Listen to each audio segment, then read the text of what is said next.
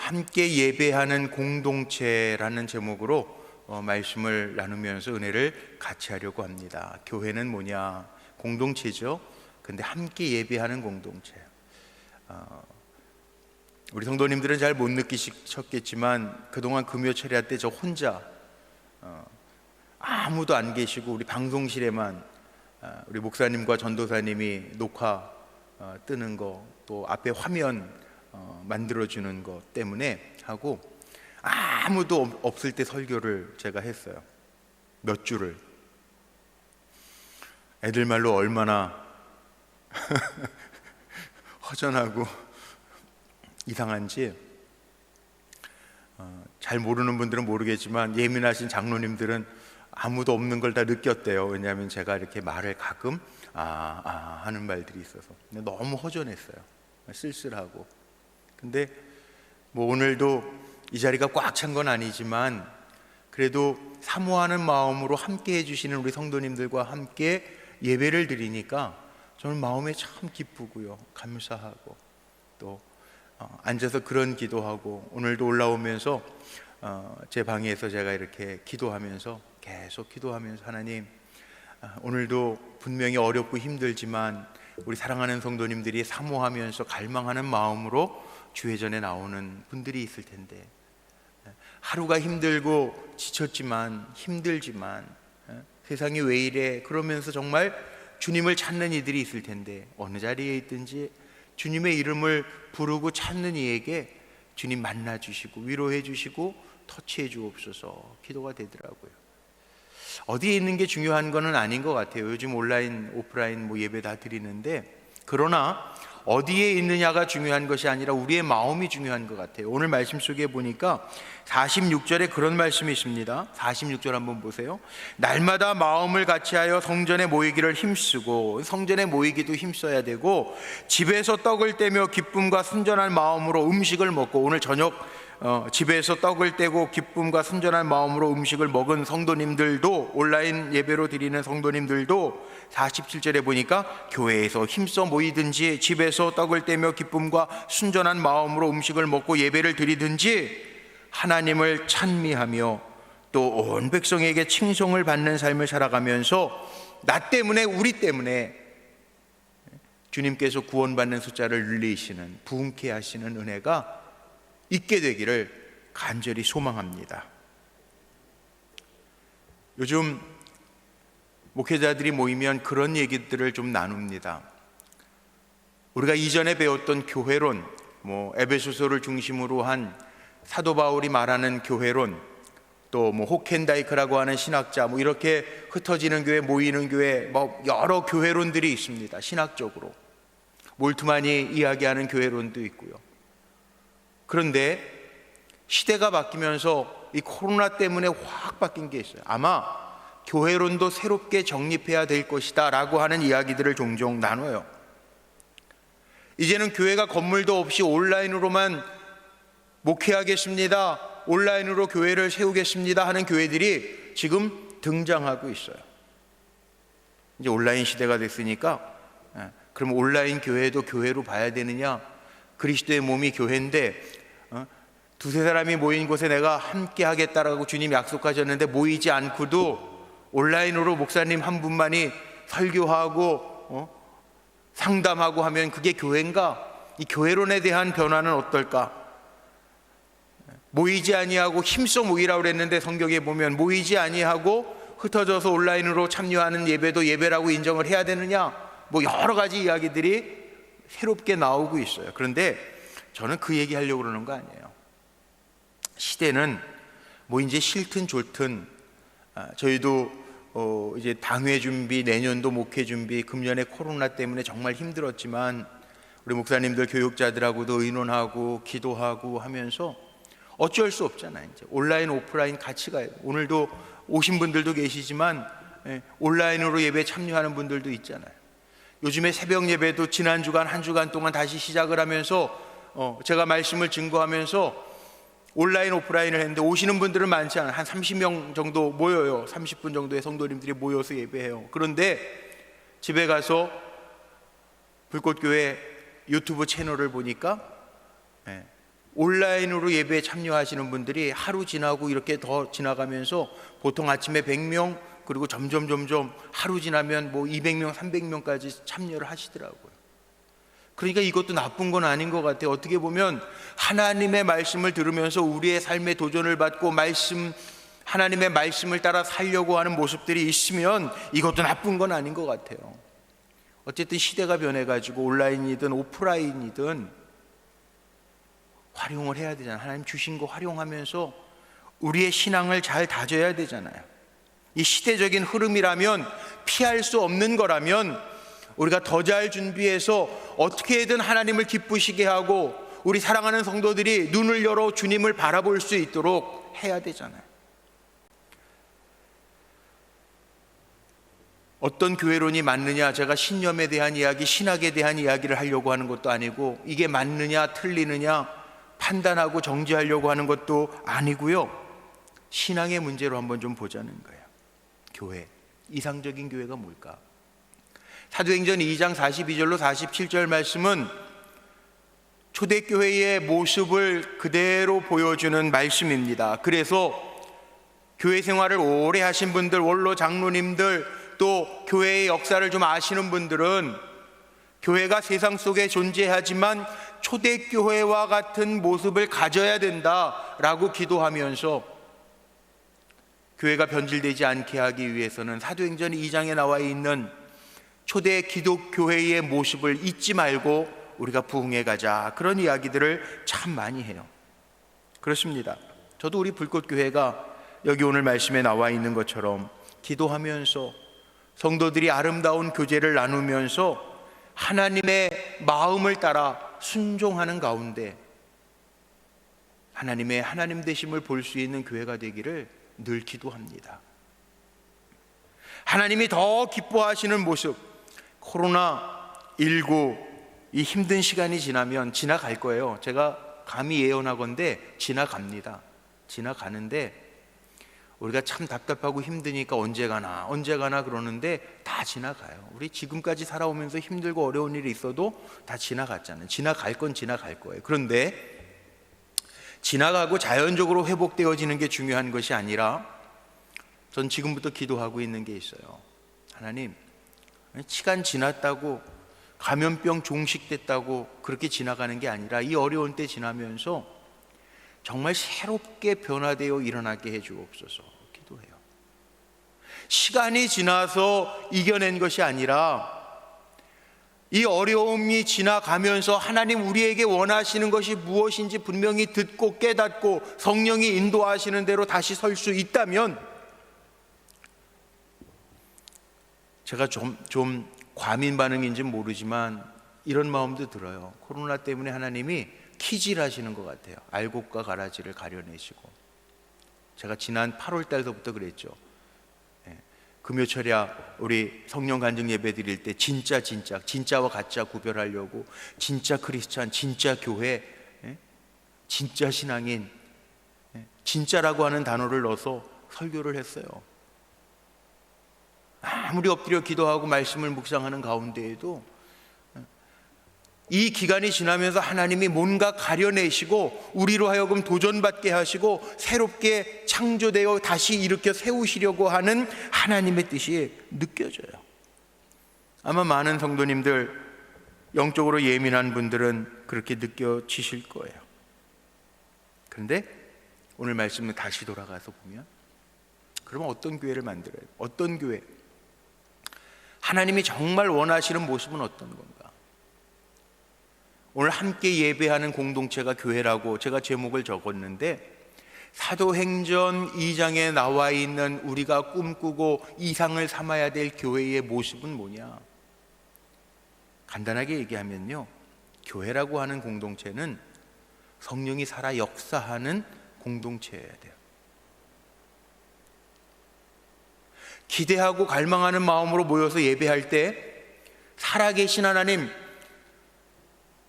우리와 늘 함께 하시는 성령의 역사가 우리로 하여금 깨닫게 하시고 도전받게 하시고 알려주시고 이끌어 주실 줄로 믿습니다. 그래서 언제부턴가 제 기도에, 얼마 전서부터 자꾸 그런 기도가 나와요. 성령이 스승되셔서 나를 인도해 주옵소서. 우리가 다 아는 것 같은데 몰라, 아무도 몰라. 한 치 앞을 내다볼 수 없는 게 우리 인생이에요. 성령이 스승되셔서 우리를 이끌어 주시지 아니하면 제대로 감당할 수 없어요. 목회도 마찬가지고 우리의 삶도 마찬가지고 일하시는 분들도 마찬가지고요. 그래서 우리가 다시 일어날 때는 성령이 역사하셔서 성령의 공동체로, 하나님 기뻐하시는 공동체로 분명하게 일어나야 할 줄로 믿습니다. 오늘 말씀해 보니까 그렇게 나와 있잖아요. 믿는 사람이 다 함께 있어. 다 함께. 함께라는 단어도 얼마나 좋은지 몰라요. 함께. 같이 있다는 게 얼마나 좋아요. 함께 있어.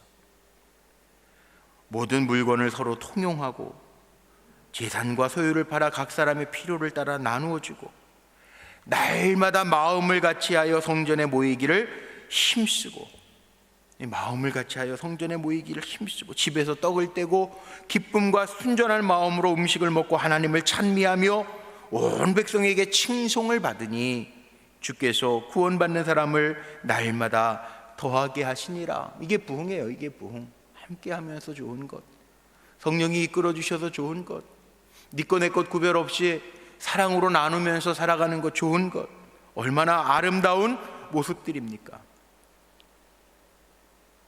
물론 여기에 나와 있는 이 초대교회 공동체의 모습 때문에 칼 막스 같은 사람은 공산주의를 생각해냈다고 그러죠. 야, 이런 사회를 만들어야 지상 낙원이지. 그렇게 만든 게 공산주의. 예전에 저희 어렸을 때 60년대 저 태어나고 얼마, 전도관이라는 것이, 전도관 박태선 씨 그 신앙촌, 얼마 전에도 있었잖아요. 신앙촌에서 양말 만들고 팔고 막 그랬던 거 있잖아요. 그 전도관도 여기 사도행전 2장의 말씀을 가지고 근거해 가지고 만든 공동체라는 거예요. 엉뚱한 방향으로도 나갈 수 있어요. 그런데요, 이 본문 나오기 전에 사도행전 2장이 이 초대교회의 태동의 장이라고 이야기를 하는데, 제가 사도행전 강의할 때, 주일마다 강의할 때 말씀 나눴잖아요. 어떻게 시작돼요? 교회 공동체가 어떻게 시작돼요? 오늘 말씀에 제가 뒷부분만 읽었지만 사도행전 2장 처음 1절로부터 4절까지의 말씀 보면요, 거기에 교회 공동체가 어떻게 시작되었냐 하면 성령이 임함으로 시작이 되었어요. 성령이 임함으로. 그래서 1절부터 보세요. 앞에 화면에 있습니다. 1절 말씀, 2장 1절부터 보니 오순절 날이 이름에, 오순절 날에 주님이 약속하셨던 성령 호련히 하늘로부터 내려옵니다. 그리고 온 집안에 가득하며 마치 불에 혀처럼 갈라지는 것들이 그들에게 보여 각 사람 위에 하나씩 임하더니 그들이 다 성령의 충만함을 받고 성령이 말하게 하심을 따라 다른 언어들로 말하기를 시작하니라. 이 성령의 역사가 있었다는 거예요. 초대교회 태동이 어디에서부터 시작됐냐면 성령의 일하심으로부터 시작되었다는 거예요. 사람들이, 우리 성령 수양에도 가면 근데 사람들이 성령 받는 것만 사모하고 성령이 오시옵소서, 맞아요. 성령의 불같이 뜨거움을 경험하는 거 신앙생활에 있어서 굉장히 중요합니다. 신앙생활은 체험이기 때문에 성령의 역사하심을 체험하는 것도 중요합니다. 여기에 나오는 성령께서 말하게 하심을 따라 각기 다른 말로 말하더라. 방언이죠, 방언. 예언도 하는 사람도 있고 방언하는 사람도 생겨집니다. 신비한 현상들이 생겨집니다. 초자연적인 역사들이 막 나타납니다. 그런데 그거보다 더 중요한 거 있어요. 성령 받는 거 우리도 사모하면서 성령 주옵소서, 방언하게 해주세요, 그리고 기도하시는 분들도 있는데 그게 잘못됐다는 게 아니라 더 중요한 거, 성령 받고 나서 우리가 정말 성령의 말하게 하심을 따라 말하고 있는가, 성령의 이끄심을 따라 내가 순종하면서 행동하고 있는가. 결국 그거 아니에요. 성령이 나에게 임하는 건 성령의 내가 인도하심을, 다스림을 받고 있느냐, 그거 중요하잖아요. 요즘 다 느려졌어요. 요즘엔 저도 어떤 일을 결정할 때에도, 물론 예전에도 그랬던 것 같은데 더 많이 귀를 기울이려고, 하나님 어떻게 할까요? 잘 모르겠어요. 주님이 말씀해 주셔야 돼요. 그래서 저는 잘 모르겠어요. 스승님, 성령이 스승님이 되셔서 나를 깨닫게 하시고 인도해 주세요. 그래서 목회하면서도 실수하지 않게 하시고 하나님이 내 안에서 역사하심을 제가 느끼면서 감당하게 해주세요. 그렇게 기도가 자꾸 돼요. 아마 여러분들도 해보세요. 단순히 성령이요 내게 오시옵소서, 성령이 오셔야죠. 오셔서 나를 인도해 주셔야죠. 근데 더 중요한 거는 오셔서 나를 주장하셔서 나에게 말하게 하시는 대로 말할 수 있고, 나에게 행동하라 하시는 대로 내가 순종하면서 행동할 수 있는 것, 이게 성령의 지배를 받는 삶 아닐까요? 오늘 말씀 뒤에 나오는 게 다 그거지만 이 태동이 언제였느냐 하면 성령이 먼저 역사하셨다는, 말씀 충만, 성령 충만이라고 하는 게 뭐예요? 다른 게 아니고 말씀이 나를 지배하는 거, 성령이 나를 지배하는 거, 그게 말씀의 충만함이고 성령의 충만함이라. 얼마 전에 우리 교회 원로 장로님, 제가 칼럼에도 그 썼는데 잠깐 다녀가셨어요. 만났어요. 제 방에서 만나서 기도해드리고 그리고 이제 가셨는데, 어디 나가시지도 못하잖아요. 근데 그 장로님이시잖아요. 원로 장로님이신데 뭐라고 고백을 하시냐 하면, 코로나 기간에 잃은 것도 많지만 목사님 얻은 게 참 많아요 그러시더라고요. 그래서 장로님이 물론 잃은 거 많고 얻은 것도 있죠. 뭐 공기도 좋아지고 또 가족들 결속도 되고, 외식 많이 줄여서 남편들 일하면서 늦게 회식하고 늦게 들어오는 일들도 거의 없고, 자택근무하고, 그리고 가족들이 결속도 되고, 뭐 얻어지는 것도 많이 있어요. 그런데 그 장로님 뭐라고 그러시냐 하면, 평생 성경을 읽기도 하고 묵상도 많이 했는데 요즘에 더더욱 많이 하신다는 거예요. 그 부부가 앉으셔서 교회에서 주보에 계속 올려드리는 성경 1년에 1독 읽기 성경 진도표에 따라서 부부가 같이 교독해 가면서 읽는데 얼마나 말씀이 은혜가 되는지 모르겠대요.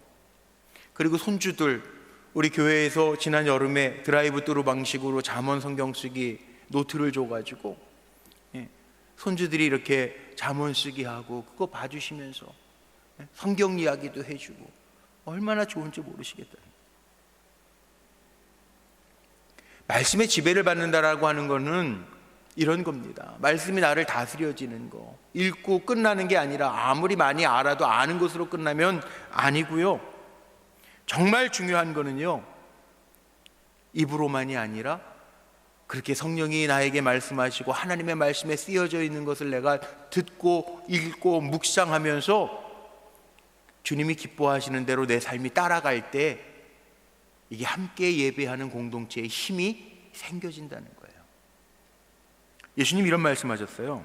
마태복음 7장 21절 이하에 보면 예수님 뭐라고 그러셨냐면, 나더러 주여 주여 하는 자마다 다 천국에 갈 것이 아니요 다만 하늘에 계신 내 아버지의 뜻대로 행하는 자라야 들어가리라. 하나님의 뜻대로 행하는 자, 말씀을 많이 읽었네, 성경을 썼네가 중요한 것이 아니고 그 말씀에 깨닫고 성령이 인도하시는 대로 순종하는 사람들, 그런 사람이 하나님 나라에 합한 자라는 거예요. 그리고 그 뒤에도 예수님 말씀하세요. 주여 주여 하고 선지자 노릇한 사람이 가는 거 아니고, 많은 권능을 행한 사람이 가는 거 아니고, 오히려 주님의 뜻대로 행하지 아니하면 내가 너를 도무지 알지 못하노라, 그렇게 말씀하신다는 거예요. 주님이 보시는 게 뭐예요?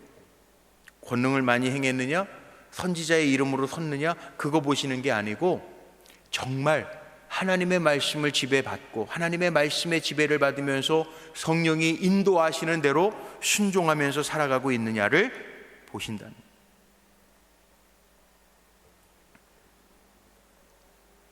초대교회가 달라지는 이유가 어디에서부터 있었습니까?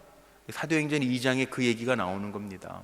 그 전에는요, 예수님 사도행전 1장에 승천하시면서 너희가 기도하면서 모여 있어라, 그리고 모여 기도한 게 사도행전 2장의 말씀인데, 이때서부터 제자들이 변합니다.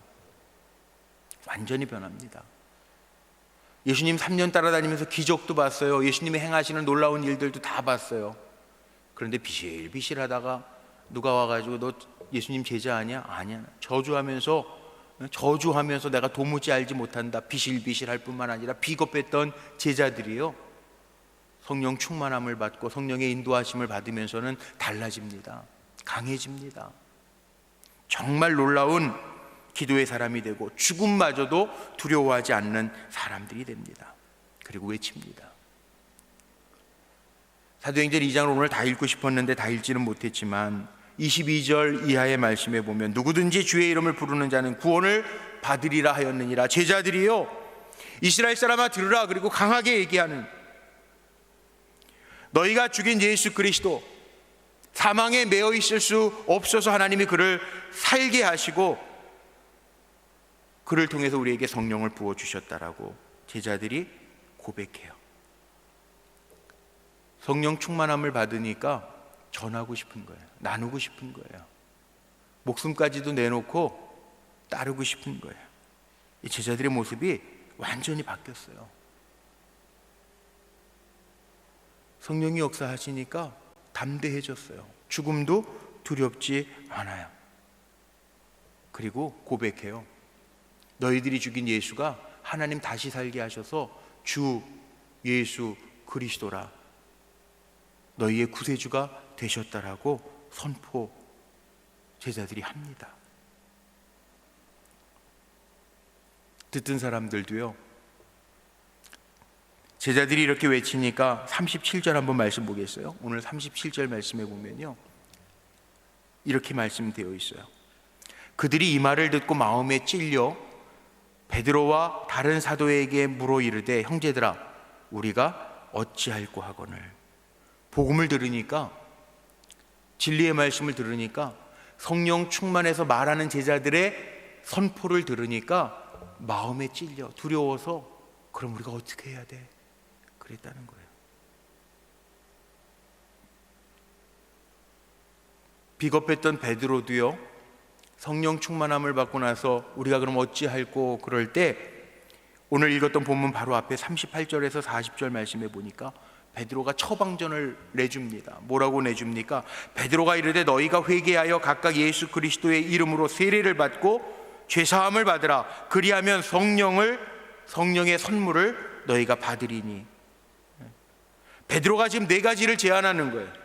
회개하라는 거예요. 마음에 찔렸으면 회개하라는 거예요. 우리가 지금 어려울 때 지나는데요, 어렵다만 그러지 말고 하나님 앞에 내가 돌아보면서 뭐를 돌이켜야 될지를 알았으면 회개하고 고치는 거, 돌이켜 고치는 거예요. 그리고 세례, 우리 물세례 다 받으셨을 거예요. 물세례만 얘기하는 게 아니라 성령의 불세례 받고, 그리고 죄사함을 받아 성령의 충만함을 입으라는 거죠. 이게 베드로가요, 처방전까지 내고 있어요. 베드로가 이렇게 처방전을 내니까 기가 막힌 거는 오늘 본문에 나와 있죠. 3,000명이 회개하고 돌아왔대요. 누가 한 걸까요? 3,000명. 네? 베드로가? 아마 한 10명, 20명 정도가 베드로의 이 선포를, 처방전을 듣고 회개하고 죄사함을 받아 성령의 선물을 받았다 그러면 베드로, 야, 열정이 되살아났구나 그럴지 몰라요.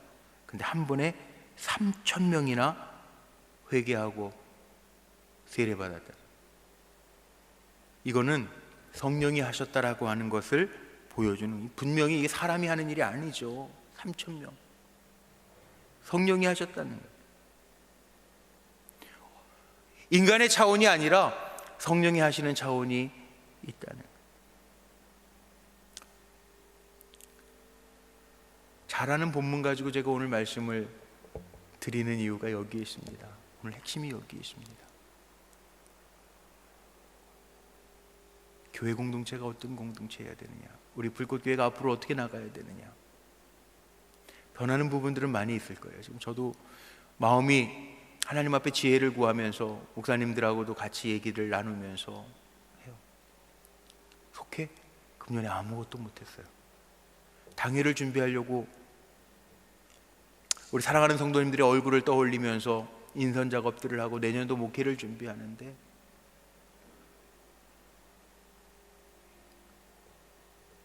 하나님이 도와주시지 않으면, 지혜 주시지 않으면 뭐부터 해야 될지를 잘 모르겠어요.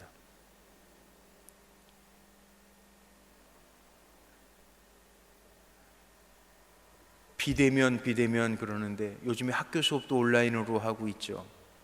우리 장로님들하고도 회의를 모여야 되는데 줌을 설치해가지고 줌으로라도 회의하려고 제가 그렇게 하고 있고, 또 한편으로는 목회자들 모임이 있습니다. 우리 감리교회도 10월 달이면 총회가 이제 있으니까 얼마 전에, 며칠 전에, 이번 주간에 우리 원로 목사님도 감독회장, 감리교 수장의 직임을 잘 감당하시고 은퇴하셨지만, 이번 주간에 감리교 감독들이 다시 세워지고 감독회장이 세워지는 선거도 있었어요. 그런데 사람이 바뀐다고 한국교회가 바뀌고 감리교단이 바뀌는 거는 아닌 것 같아요. 아무리 제가 생각해봐도. 바꿀 수도 없지만 어떻게 할까요?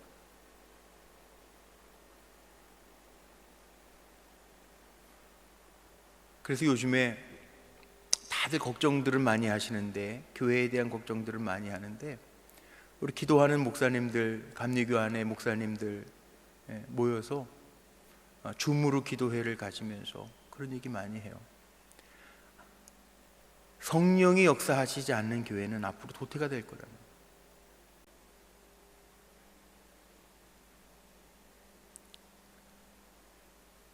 하나님의 인도하심을 우리가 느끼거나 체험하지 못하면 우리의 마음들도 다 식어져 버릴 수도 있다는 거예요.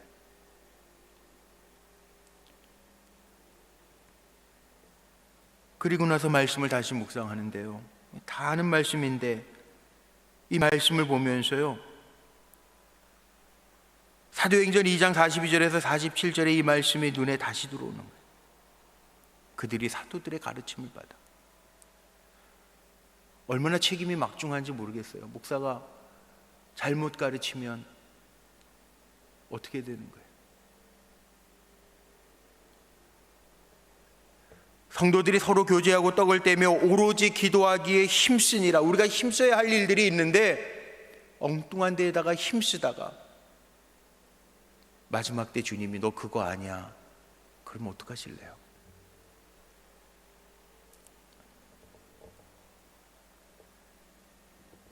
마음을 같이하여 성전에 모이기를 힘쓰고 그랬는데 요즘에 마음을 같이해도 모일 수 없는 상황이 되었잖아요.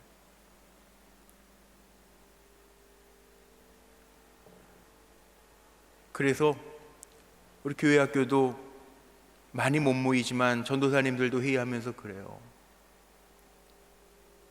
새롭게 보이는 거야, 아이들도.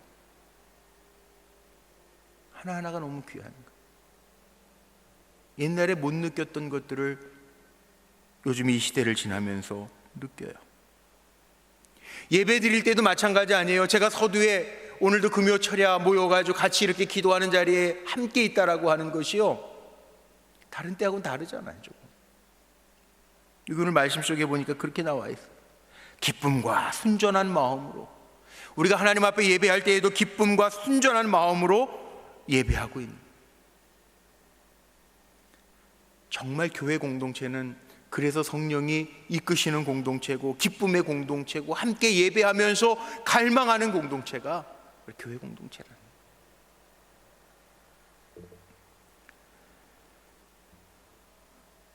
워렌 위어스비라고 하는 사람이요, 예배를 이렇게 정의를 했더라고요.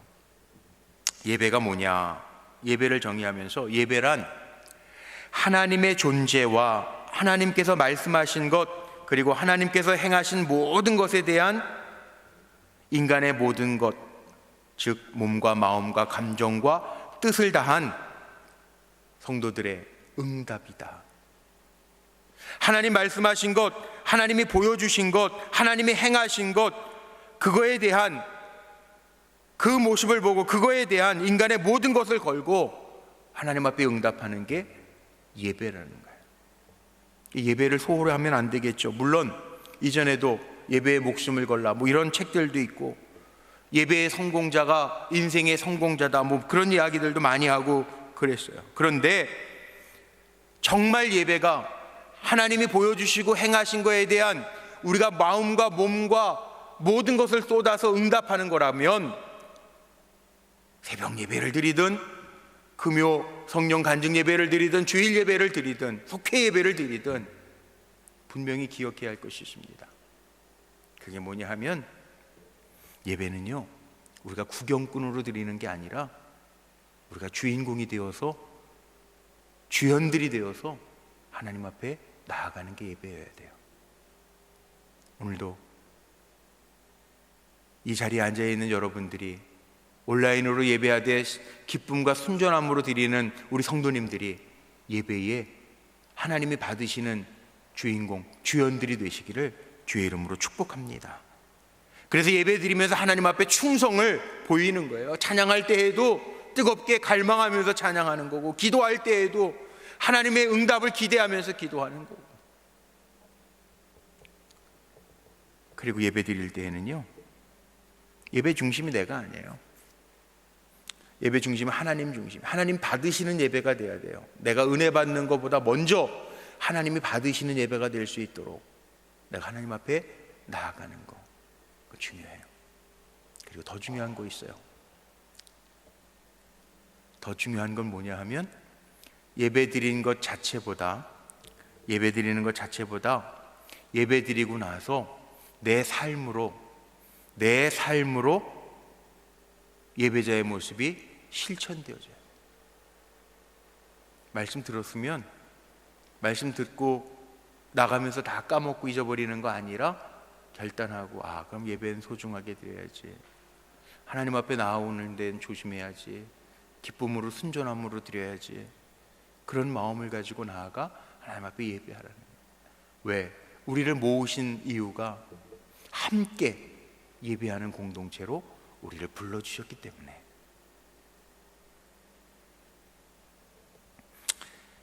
오늘 말씀 마치는데요, 정말 진정으로 예배하면서 우리가 예배 드릴 때마다 성령이 함께 하심을, 성령이 위로하시고 터치해 주시고 치료해 주시고 우리를 다시 이렇게 세워주시는 은혜를 경험하는 살아있는 공동체, 성령이 주장하시는 공동체로 우리 불꽃교회가 날마다 새로워지고 세워지기를 주님의 이름으로 간절히 소망하고 축원합니다. 우리 함께 찬양할까요?